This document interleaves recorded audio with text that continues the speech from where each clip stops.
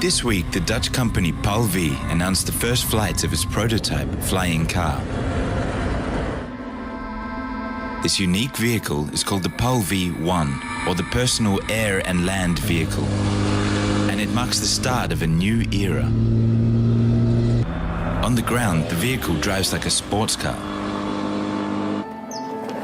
Within minutes, its rotor is unfolded and its tail is extended.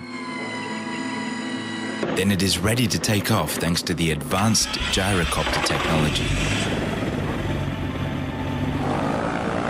With these successful test results, it's proven that it is not only possible to build a flying car, but also that it can be done within existing international rules for both flying and driving. Having passed this important milestone, the company is now inviting investors to join them in creating the future. The next step will be the design of the first commercial production model of the PAL-V, and first deliveries are expected in 2014.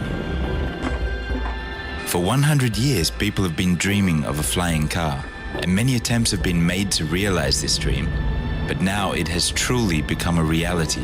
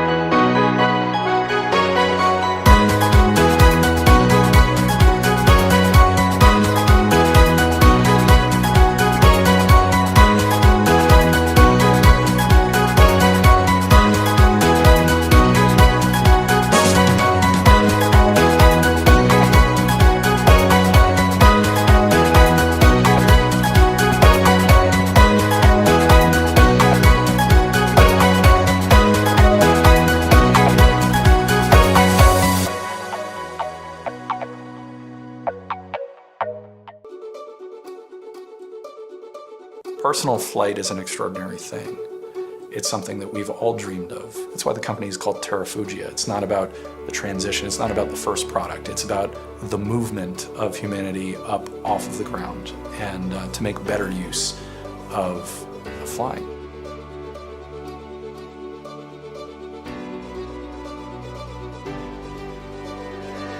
I met the other co-founders at MIT. Carl had designed a new, pretty novel liquid-fueled rocket engine, so we worked together to build that. Sam was very good friends with Carl.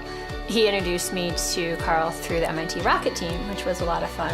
It was another student group that Carl had actually founded. I asked Carl one day, what are we going to do after we graduate? And he said, let's build flying cars. He thought about it for a minute or two and said, yeah, I guess we can do that.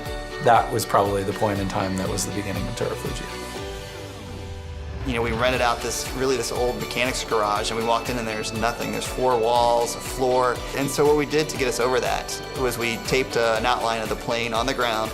And there's a classic picture of us all pointing at the plane on the ground and said, we're going to build an airplane here. They had an idea, and I was looking for people that had ideas, met up with them, and started helping them refine their business plan. That was my initial role. We brought kind of design and the desire to build a flying car, and Alex brought the business side of it. We had the training and the skills, and we're willing to put in the hard work. Really what you want in a founding team is a bunch of people with very complementary skill sets, and that's what we've got. The co-founders of Terrafugia are really some of the most amazing people that I met during my entire time at MIT. I don't invest in a company, I invest in people I know. Same thing with organizations I'm a part of. The fact that people would come up to us and say, so this is impossible, right? Didn't faze any of us. And I think you have to have not just one person who feels that way, but a group of people who feel that way. And with that combination, why wouldn't it happen? We do plan to be the forefront of the flying car industry. We want to be the first one to break on that market, and then we want to lead it. And I see no reason why we can't do that. Everybody that shows up at work here today is part of that now. This is something we're going to make happen. The technical challenges aren't a bad thing.